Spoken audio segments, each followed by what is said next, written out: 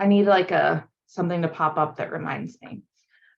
So what to remember about the header fields and what people might have questions about is, hey, I see different things than I saw in training. I see different fields than what's in the quick reference guides. Not a problem. It really depends on their agency's setup. They might have some fields that are required that you don't see here. We really just train to what the base fields that they will see. So I'm just going to put in test requisition. Go ahead and fill in my categories, which should look familiar to you because they were in the legacy platform. And then I just have these two fields here to show you an example of what an end user might see that's not included in the training material. So they might have additional header fields that are required for their agency. So if anybody asks about, hey, why is it different? That's why. So then we're going to scroll down, and you'll hear me say this a lot, that this is a save to see other options system. That's a SARA term. So once I click save, you can see that some other parts of the requisition have opened up, including the ship to and the bill to. There's a little comment box here, which we will come back to. And then here's that workflow preview and ad hoc button. So this is where a little bit later on, we're going to talk about how to add an ad hoc approver into the approval flow. But I will close that for now because the workflow preview won't have anything because we haven't added a line item.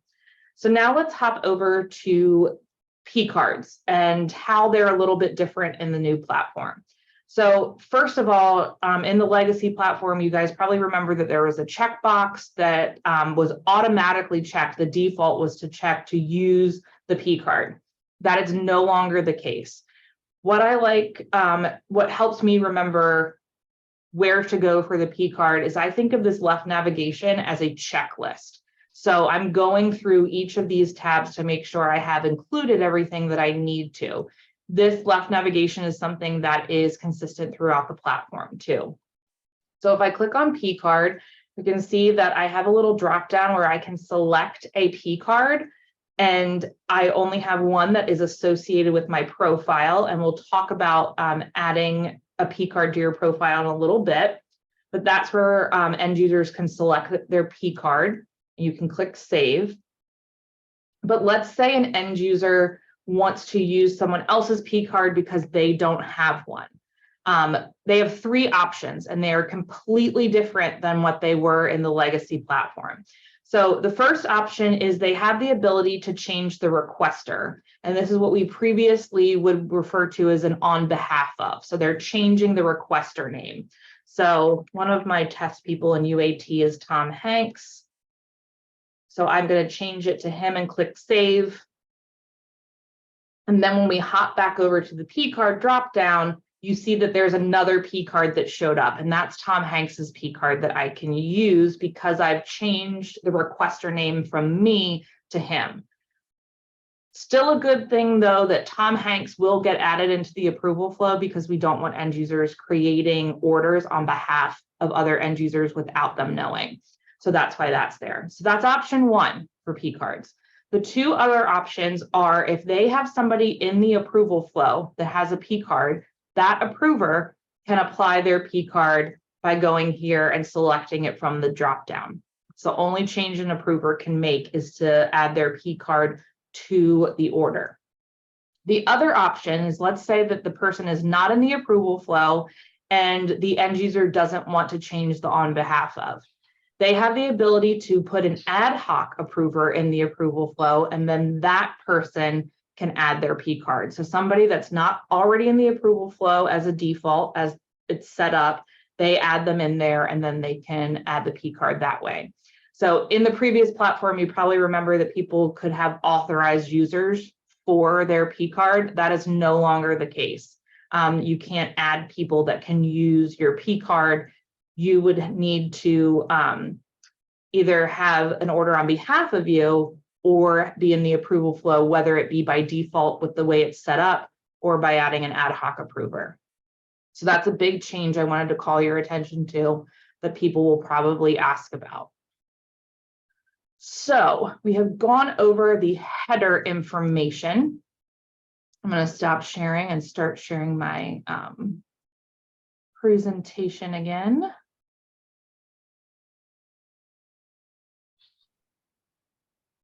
So to talk about the header information, and now we're going to talk about adding line items. And along with step 3, we're also going to talk about adding comments and talking about where the visibility for those are added or determined, I should say. And then we're also going to talk about attachments and the visibility for those and where end users should go to add attachments. So we will take a look first, as I said, at adding those line items. So I will stop sharing here and start sharing my requisition again. So now that we have filled out the header information, we've added our P card, we don't need to change the ship to or the bill to, although they do have the option as end users to change it if they need to. We now want to add a line item. So I think that Sandy already did some training with you to talk about catalog orders, whether they be built-in catalog items or punch outs.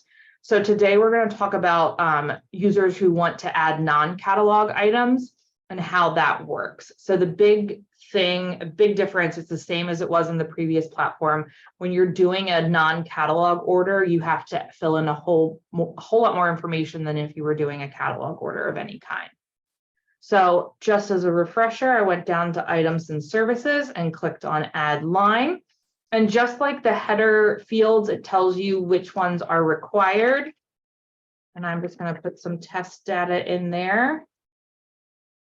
And you come down to the commodity code, which is the NIGP code list. And these are predictive text, which is nice. So the end user can start typing in whatever the commodity code is that they're looking for, whether it be the numeric value or alpha characters. They can search by that and select it there. Also put in a unit price.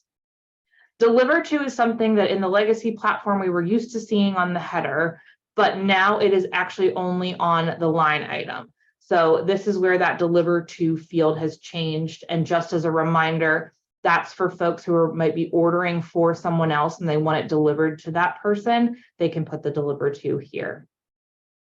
So after they filled out the item details, another big portion that we were getting questions about is the supplier information.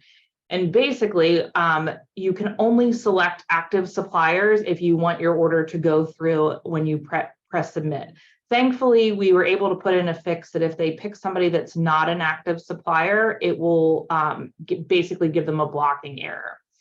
But a lot of end users have said, okay, well, how do I know from this drop-down list whether it's somebody that I can use, an active supplier? So if you look on the second line under the list of suppliers, first it's their name, and then it's their number. And then at the end of that number, you'll see that it says active supplier. But I want to show you that this can change. Here's one with bad address, one that's currently in the registration process, somebody that's discontinued. So really that is a good way to let the end users know. That's how you know who is an active supplier and who's not. The reason that we keep the discontinued ones that are already in there is just so that they know, yes, they are a vendor that we have in the system, but here's why you can't use them. So then that way they're not putting in a state entered vendor that's already in there, or trying to add somebody that already has a bad address or is discontinued. So I will select this first supplier. And then it has the ship to information that again can be changed on the line item, but right now it's pulling from the header. We come down to additional internal details. And this really isn't something end users will have to use, so don't worry too much about that. The next section I really want to call your attention to is the supplier visible information. So a lot of end users have said, I need to put my external contract number somewhere. And I'm sure you guys remember even getting those questions in the legacy platform where they had to choose item on contract, number not in list. So their external contract number, if they have one, can go here. It's under supplier visible additional information. And then that way they can run reports and see who's utilized that contract and how often it's been utilized. They also have some other fields here that are not required, just like the contract number is not, but they can use them if they need to. And then we come down to the comment box here. It's the first comment box we've seen on the line item, and it is under supplier visible information, but sometimes they might not know what section they're in. And that's when it's always a good idea to let them know about these tooltips where they can roll their mouse over and it says this comment's visible to the suppliers on the purchase order. So I'm just going to put quote attached. We scroll down and then we see a other section, and there's allocation information here. A lot of end users have questions about where in the world do I put allocation information. When the end user, I'm used to VILTs where I'm talking to the buyer, so apologies. When an end user needs to add allocation information and they're creating a non-catalog order, they have to hit the save button in order for that allocation table to show up. When it's a catalog item, that table already populates when it comes over, but it's not here. So remember, save to see other options system. And once we click save, we scroll down and we can see that allocations has now opened up. And just like the header fields, they might see different fields here, which you all are used to. It depends on what their accounting setup is. But for this one, we just have to select the fiscal year. But if they're not seeing that allocation table, it's probably because they haven't clicked save. And maybe they just closed out of it, but that is where the allocation information is entered. So I do like to click save after I'm entering some information just to make sure that it has been saved.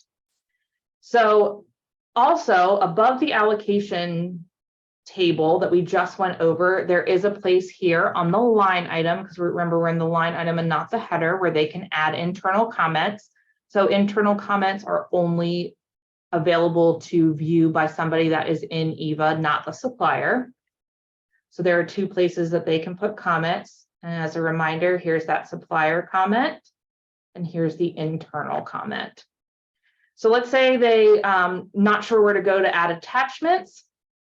When you add an attachment, all you have to do is expand that section and then select new document. So unlike the comments boxes where the visibility is determined on the location of the box, the visibility of a document is determined before the end user even uploads it, because the system will say, what type of document is this that you want to add? What type of attachment? Is it an internal attachment or a supplier document? So I'm going to click on supplier document, and then that allows the end user to put some information in. And documentation title is required, summary is not, but they do have the ability to do that if they want to. And then they can click and drag the file, or they can click and then search for it in their computer. So I'm going to do that, select the file, open, and you can see that it's attached here. So then we want to make sure that we are clicking save, that has been attached, and then save and close. And then now we'll go down to that section, if UAT is going to be nice to me today, and expand attachments. And you can see here that the attachment that we just uploaded is there, and it lets you know what type it is. So it's a supplier document. So if an end user uploaded something and they're not sure what type it was, they can always look at the attachment table. So we have added the line item information and added the comments and talked about where those go and talked about the allocation information. So we can save and close, and that's going to take us back to the header. So just like the line items, there is an option to have comments and attachments on the header. So it really depends on preference. Where they want to go. If it's multiple line items that need different comments and attachments, they would need to put it on the line item. But if they just have one line, it really depends on what their business process is and what their preference is as a buyer. But they do have the ability to add comments, not only on the header, but on the line item. So the comment box that's under the ship to and the bill to doesn't really let you know from just looking at it who can view it. So again, there's a tooltip here to let the end users know that this comment is visible to suppliers. And then if they want to add one that is internal, they have the ability to do that all the way at the bottom of the header, which says internal comments not visible to suppliers. So it works exactly the same way it does on the line item. So it depends on where that comment goes, who can view it. Same thing with attachments on the header. It works exactly the same way that it does on the line item. They would click add new document, and then before they've even uploaded the document, they select here what the visibility should be, whether it should stay internal or whether it should be supplier facing. Any questions about anything I've gone over so far? Header information, P card, line items, suppliers, allocations, attachment, comments. Feel free to interrupt me. If not, I will keep this show going. And Sarah, I forgot to ask in the earlier one, is there a limit on the size of the document? yes, and I do not know what that is off the top of my head. So I'm going to add that to our my list of questions I need to get answered for you, just because I know there is one, I just don't remember and I don't want to tell you incorrectly. Thanks. So give me 1 second to add that to my little desktop sticky note. I don't know if I'm the only one that uses these, but they're awesome.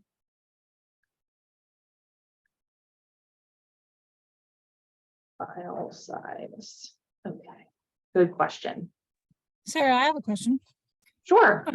In Legacy Eva, I used to hear some questions come along where folks would ask, how do I delete an attachment? I accidentally added an attachment. So I have not explored that in the new system, but I would imagine the answer is still the same, that you cannot delete attachments. Do you know the answer to that? So delete is being the operative word there. So from an audit perspective, they can go in and delete the attachment, I think. Let's look. So they can delete the attachment, but from an audit perspective, it will still show in the history that there was an attachment there. So deletes it from the current requisition, but that will still be available, just like comments. Does that make sense? Right. Yeah. And no, I saw the trash can icon, and I remembered, getting questions about that before in Legacy Eva. And I think that the answer that we used to get was, you wouldn't want to delete attachments because it's part of a requisition. So you're right, for auditing purposes, you would not want to be able to do that. But I was kind of surprised to see the trash can there. Yeah, they can delete it, but it's still going to show that at some point that attachment was uploaded. Okay, thank you. Okay, so we went through step 3 and step 4 and step 5. So now we're on the last 2 steps, which are submitting the requisition for approval.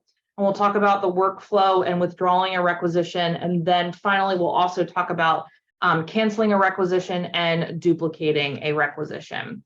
So I will stop sharing that and start sharing my requisition again. So submitting for approval. Before we do that, we're going to go back and talk about the workflow preview and ad hoc button that I promised we would come back to. So if an end user says, I have no idea where this is going to go after I submit it, how can I see that? Because it's different than it was in the legacy platform. You click on workflow preview and ad hoc, and they can see exactly where it's going to go. This is UAT, so this is kind of like a dummy data workflow, approval flow, but you can see that a lot of them have the same number, and that means that all of those people are in that exact same approval node is what we're referring to it now, or step in the approval process. So that's how they can see exactly where it's going to go. If for some reason they want to add an ad hoc approver, maybe they want somebody to add their P card or for another reason, they do have the ability to do that also. You'll also get the question, hey, I want to add a watcher. how do I do that?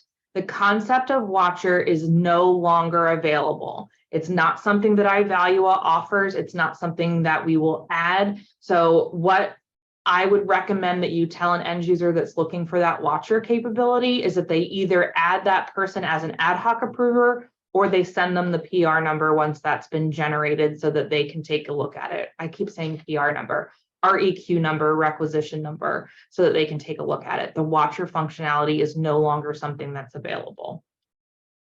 So if they want to add an ad hoc approver instead, they do have the ability to do that. And quick reminder, here's that left navigation that I use as a checklist, workflow preview, and then adding the ad hoc approver. They can click on insert approvers and select from the drop down, or they can start typing and basically approvers that match that name will pop up. I'm going to add myself. Then it gives them the option to where they want to add that person. And they can say it's either before or after a predefined rule. The predefined rules are listed here so you can see exactly where you want that person to go. And I want to be added as an ad hoc approver after $2. So you can see here are all the $2 folks. And I want to add them after that. Then the end user has the ability to add a reason if they want to, but it's not something they have to do. And then they will click save and close. And you can see that the ad hoc approver has been added, but if they want to make sure that they're where they're supposed to be in the approval flow, they would click back on workflow preview and they can see here I am added as the ad hoc approver after the $2 approver, excuse me. So we will go ahead and close that. So now that we've added everything that we needed to, we will submit for approval and it will start to go through the approval flow. If for some reason they need to make any changes, they do have the same ability that they had in the legacy platform to withdraw that requisition. So if they notice they need to fix something, or if an approver says, hey, no, you need to go in and change this, they can withdraw the requisition. The system will ask them, are you sure you want to do this? Because when they do this, when they withdraw that requisition, and they submit it, again, it starts at the beginning of the approval flow. It starts back over. It doesn't pick up where it left off. It starts the approval flow over again. So that's why it asks the end user, are you sure you want to do this? Opens it back up, allows them to make whatever changes they need to make, and then they can submit for approval again. Let's say that they decide that they want to cancel the requisition. It's not something they need anymore. As long as the requisition is either in draft status or an in progress status, meaning that it's going through the approval flow, they do have the ability to cancel the requisition. This is something that a lot of people have asked is after they cancel the requisition, can they get it back? No, they cannot get that requisition back. So when you click cancel requisition, the system will also say, are you sure you want to cancel this? Because once I click that OK button, that's it, it's gone. And I think it would take, even if CGI can do it, a whole lot of work on their side. So something important to know in case anybody asks that once it's gone, it's gone. If my requisition has gone all the way through the approval process and become an order, you will no longer have the option to cancel that requisition, because then you need to cancel the actual order instead of the request or the requisition. So again, you can only cancel requisitions that are in draft or in progress status. And once you cancel them, that's it. So I'll show you what happens. I click OK, and it actually takes me back to the Browse Requisitions page because the system has nowhere to go from there because it's been deleted. So lastly, let's talk about duplicating a requisition, which they can do from any requisition. So if they have something that is being, that they're purchasing a lot and they just want to copy it rather than reinventing the wheel, they can just navigate to whatever requisition they need. And under other actions, they'll see the option to duplicate. So you can see here under other actions on the previous one, we had the option to cancel it. Here we don't because it's already in ordered status, which you can see right here. So back to talking about duplicating, if they want to duplicate the order, they can say, yep, I want to duplicate it, or excuse me, duplicate the requisition. I say, okay. And then a new requisition with a new requisition number will pop up and it will say copy of. And what I would advise if they want to use this is that they still need to make sure that they're going through and that everything is how they want it to be for the current order and that it's not still applying to the previous order that they copied. Gania asked a great question during our first session earlier today about whether ad hoc approvers also get copied over. That's something that I need to check on, and I will let everybody know when I have the answer to that. So that's kind of a quick demo, and I know we only have 10 minutes left, but I'm going to stop sharing that and start sharing my PowerPoint presentation again, because we are going to hop in to our real issues review. So these are questions that I have pulled from issue track that we were getting a lot during hypercare, and we're going to kind of talk about them as a group, and there might be some where I ask one of you all to answer it. So the first one is, how do I make my requisition in EVA a confirming order? Who wants to take that one? Feel free to unmute yourself. So something that we talked about towards the beginning.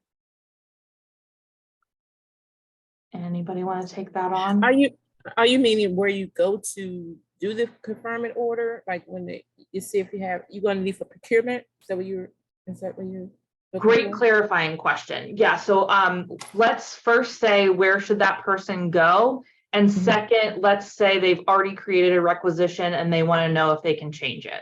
So first, where would they go? And then procurement to get to it? Yep. And then there's a option that says create confirming order. Absolutely, Joanne. And then are they able, if they've already started a requisition, are they able to change it to a confirming order, or do they need to delete the requisition and start a new confirming order? Yeah, once they started, they can't change it. Bingo. You got it. Gold star for today. Next question. Can another user order on our behalf with access to our credit card? If so, do I just enter my credit card information in their profile? So first question, can another user order on our behalf with access to our credit card? Yes. Good. Yes, you absolutely can. So second part of that question, if yes, do I just enter my credit card information in their profile? Negative. Correct again. You guys are awesome, especially like at the afternoon after a fire drill. So there is one thing I want to show you with regards to this question. I'm going to open my requisition back up. And that's if somebody calls and says, hey, I have no idea where I'm supposed to add my P card information. Up at the top right, they will see their name and a little drop down arrow. They click on my profile. And it's like UAT knows it's almost Friday. It's like I refuse to work. Then you can scroll down on the profile and they'll see P card info and they can click add P card. But just like Terrell said, so correct, you cannot enter other people's information on there. That's not one of the options in the new platform. And just to show you what it looks like, they would add that information, save and close, and then save there. Okay. I need information on how to add a watcher to a requisition. What would we tell them? Unfortunately, it can be added as a watcher. But instead, I'm trying to think. They can add a person as ad hoc. Yep. approval? Yep. You got it.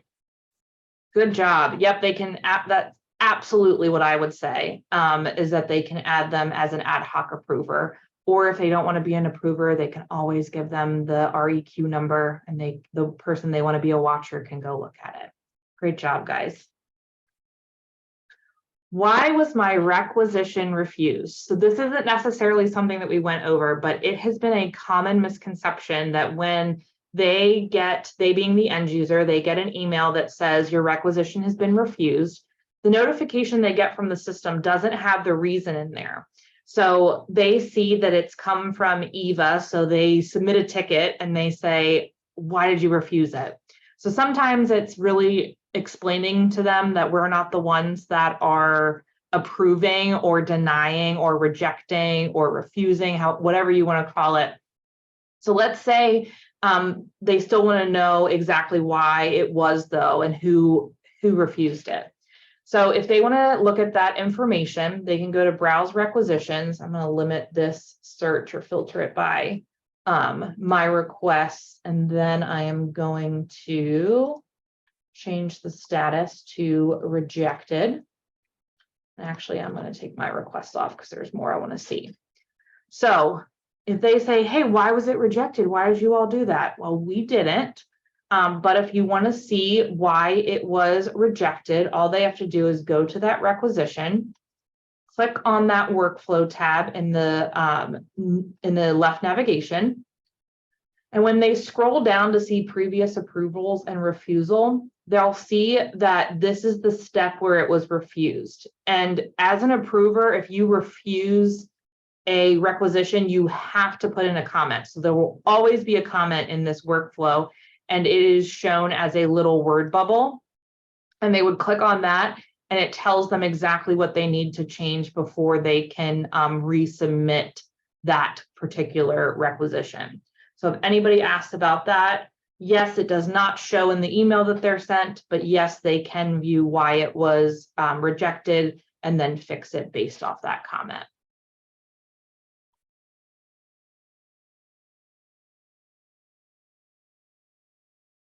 Okay.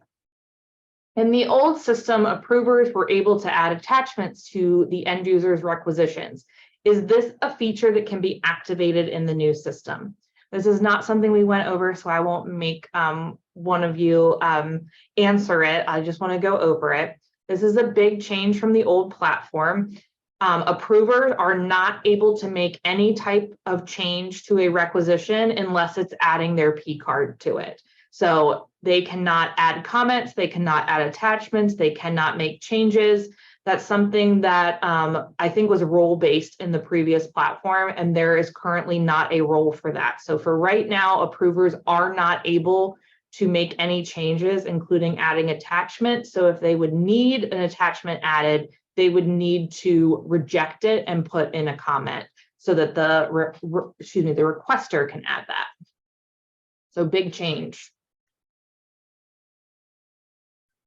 I'm not getting notifications every time someone approves my requisition. How do I fix this?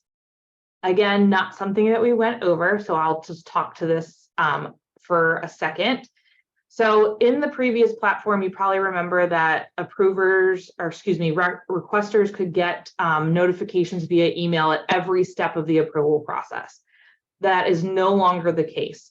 They will only get notifications about their requisition in two scenarios. The first one being if it's refused, which we talked about, and the second one is if it's completed the entire approval flow and turned into an order, they'll get an email about that, letting them know that there's a new order that they can view.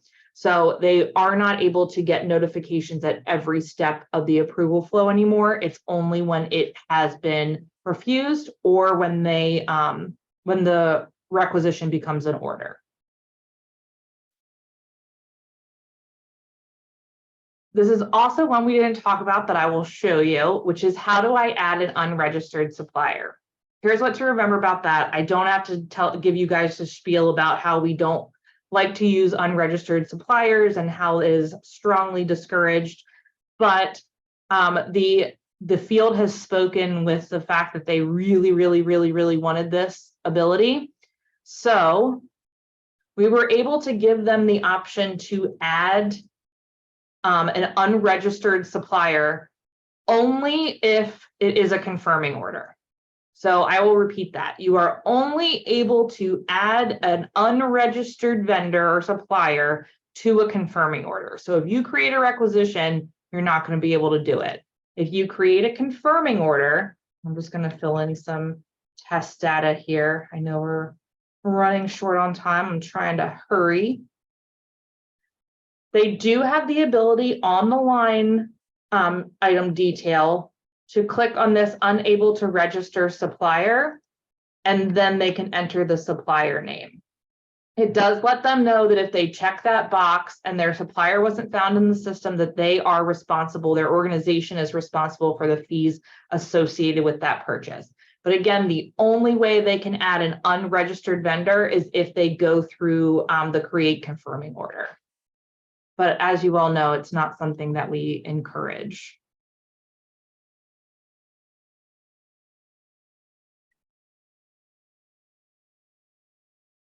Okay, my requisition is showing an error about it being a non-catalog order. How do I fix that? I don't know if you guys have seen this already. It's not something we necessarily talked about. In the interest of time, I will let you know that there are two types of errors in the system. One is orange, and it's a non-blocking error. And it basically is a system saying, hey, do you know about this? We just want to make sure that you do. It does not prevent the requester from submitting the order. If they have a blocking error, it shows up in red, and that means that they are not able to submit the order. And if they try to, it will come back and let them know again, nope, you have to fix this first. But all non-catalog orders have that non-blocking error, letting the person know that it's a non-catalog item. It freaks some of our end users out. They see an error and they think, oh my gosh, I have to stop, but it is a non-blocking error. I need to add an approver to the approval flow. How do I do that? Kind of the same answer to another question.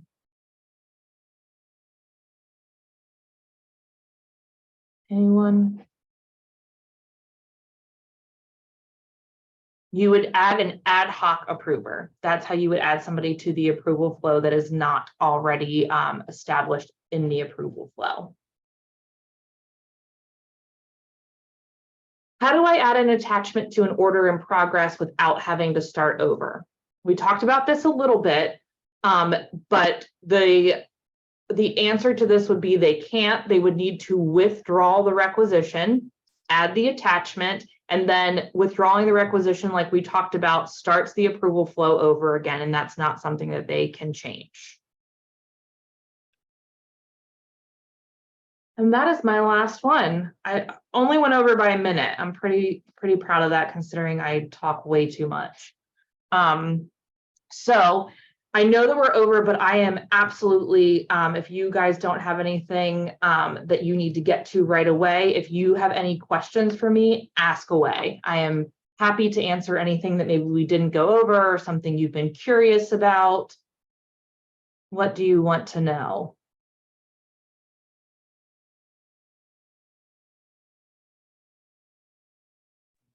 I have a Nothing? question. Sure.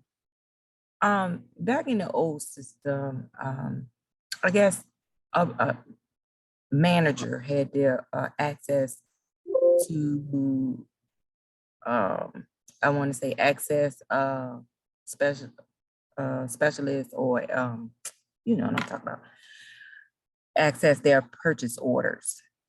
Is it somebody, like if someone is on vacation or not due back for a while, can someone access, who can access their purchase order?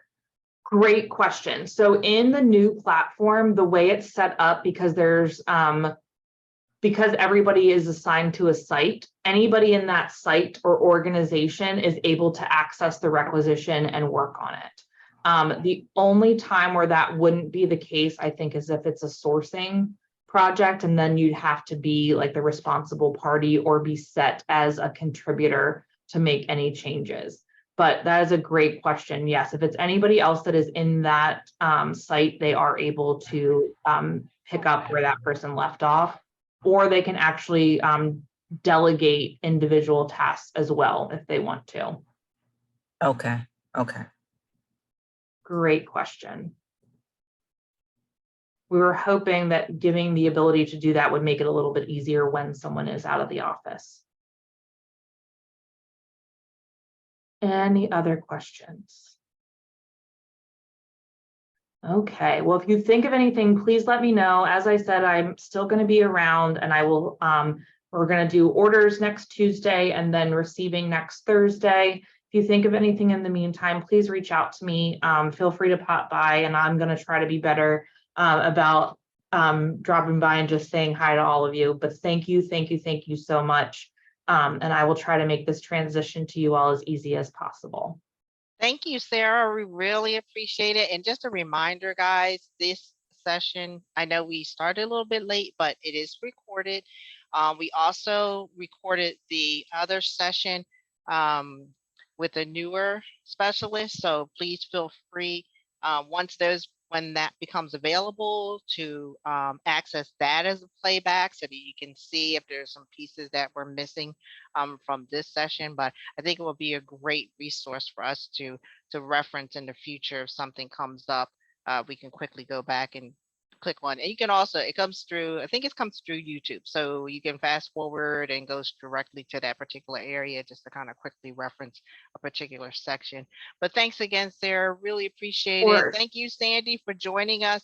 I know that if Sarah is not available, we can always tap into you, ask you for questions or, tap you as a resource to get assistance with issues. So thank you for joining us today.